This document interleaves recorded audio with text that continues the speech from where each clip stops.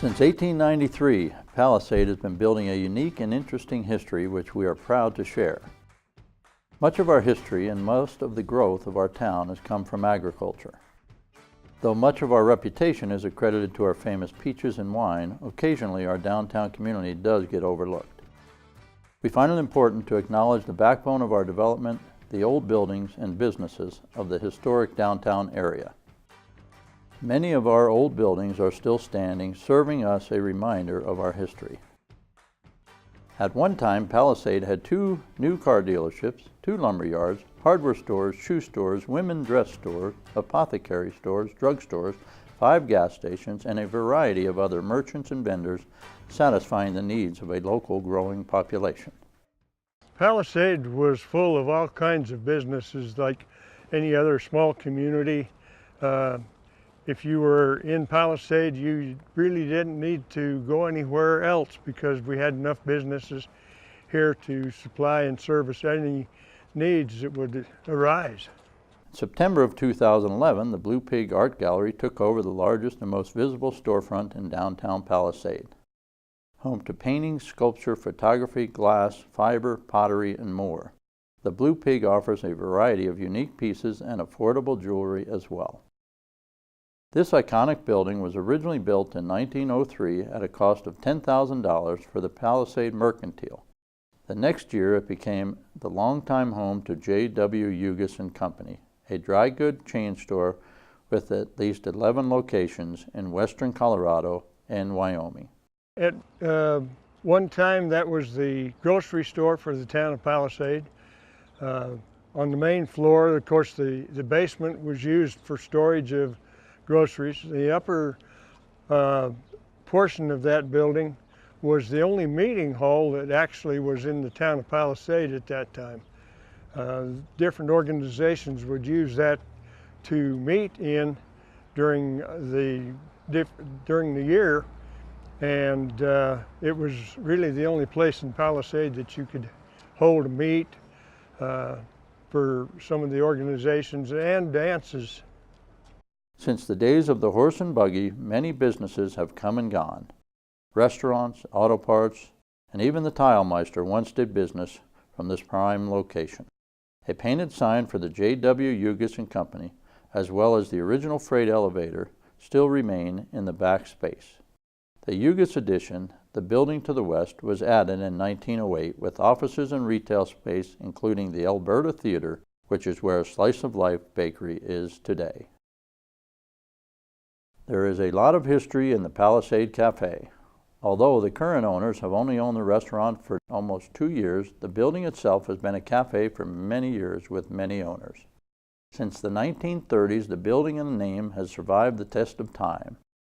Now it has officially taken the name of the Palisade Cafe 11.0, referencing the 11th owners of the cafe, John and Marisol Strabal, who strive to provide the community with delicious, localized food and beverages. Their welcoming restaurant is reminiscent of not only their history, but Palisade as well.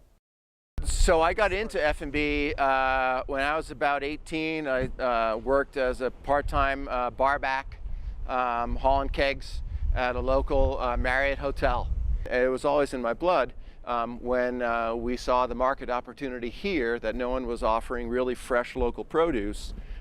It was a no-brainer to just say, hey, you know, there's so much here right within just a couple of miles as the crow flies. Also, I have to say, I was the chairman of the Chamber of Commerce here in Palisade, so I had made a lot of connections with a lot of business owners, winemakers, and orchard owners, and knew all those people, and still do, and have a lot of what they offer now on our menu, and we highlight it right there, C&R Farms or Talbot Orchards, Talbot's Mountain Gold, those kinds of things. So we have all kinds of offerings on the menu from the locals, and that was something that was just innate and something that I wanted to do by nature of my food and beverage background. So it was just something a no-brainer.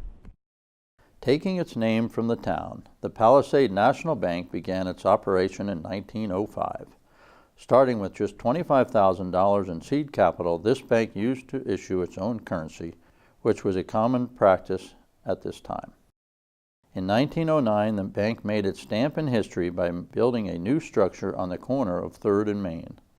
Though the bank owner closed its location in 2011, changed its name, and sold the building, it has never been vacant. Today it is home to our very own Chamber of Commerce, Jubb Engineering, On Point Digital, as well as hopefully soon to be named retail establishments. Dwayne Hoffman, owner of Hoffman Motors, built this iconic building in 1921. The mission style of this building is very rare. The area behind the twisted bricks was open so cars could pull up on either side of the gas pumps.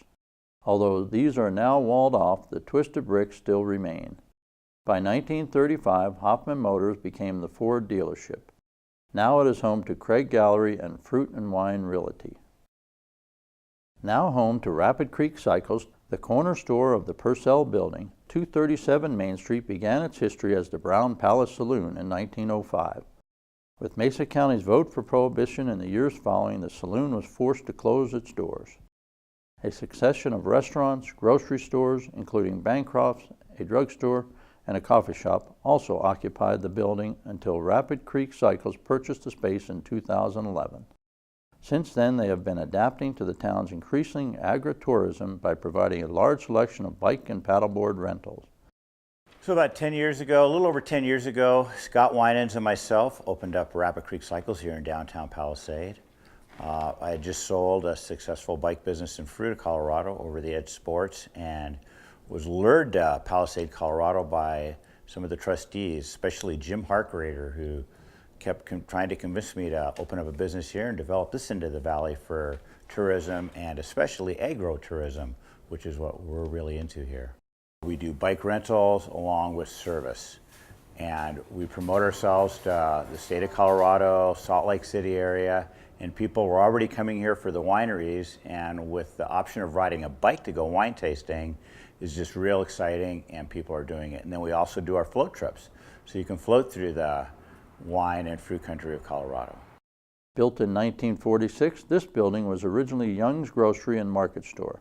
Years later, Chuck and Gladys Young transformed it into a laundromat and had been doing business till the mid-1980s. About 3 businesses down was my two uncles and my dad's grocery store. It was Young's Grocery and Market back in the 50s up until about early 60s, and then my one uncle left the business and he went back east with his family, and the other uncle converted it to a laundromat. And then for a lot of years that Young's Market was vacated. My aunt was trying to sell it. Now it's got that pretty nice, very nice restaurant in there. Since then, it has also been occupied by a church, a wine deli, and a tea shop. Anori's Neighborhood Bistro opened there in August of 2007. With their seasonally changing menu, this bistro has been serving up delicious food ever since. No history or story of Palisade can be complete without crediting Lions Club member, veteran, and retired grocery store owner Bill Florancic. Bill spent many years in the grocery business, first working at Bancroft's Grocery, then opening his very own market in 1958. Well, I was born in 1918. I started in the grocery business in 1958, and I managed it. Whatever came up was what I would take care of. So I've been at it for a good many years. By 1962, Bill's Market had relocated across Main Street to where Family Food Town now resides. I just liked meeting all the people and having customers that I really liked, and we just had a good deal for them. And yeah, when we first opened up, it was red roses, you know. In around the year 2000, Bill decided that an official record of old businesses and residences should be kept in order to preserve the history of Palisade. He began collecting information from old maps and details provided by the Barnes family. He was able to identify many businesses that had come to pass. Through his and his family's hard work, much history has been recovered and preserved. The Palisade Historical Society honors their efforts by making much of this history available to the general public. Well, it was always a nice, quiet town, and really enjoyed all the times that I've been in Palisade. Well, as we have discussed, we have a wonderful history here in Palisade, and as we move towards the future, it seems exciting times are once again in store for the future of our town. 2 sizable projects on the boards will sure to provide new energy that will as well add to the much-needed tax revenue from the inevitable spike of tourism. Under development right now is the Cameo Shooting Complex. This state-of-the-art facility will provide enthusiasts with 2,000 acres of a variety of shooting ranges, educational opportunities, and professional sporting events. Also, while well into the planning stages and design, the Palisade Plunge has gotten attention from the region's mountain bikers, as well as creating excitement nationally and across Colorado. Once constructed, this 30-mile trail will descend 6,300 feet from the top of the Grand Mesa to the valley floor of Palisade.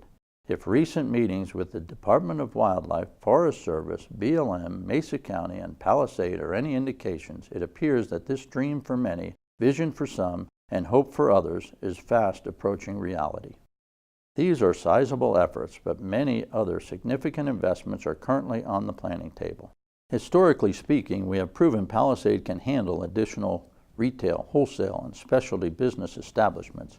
However, as we fast approach the completion of the second decade of the 21st century, it will be up to all of us who appreciate the history and traditions of Palisade to continue to champion the way of life we have come to love.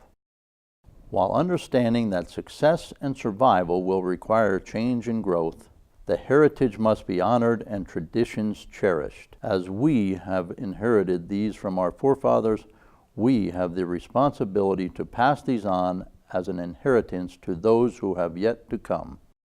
How we handle the growth that is necessary for survival is the legacy we will leave.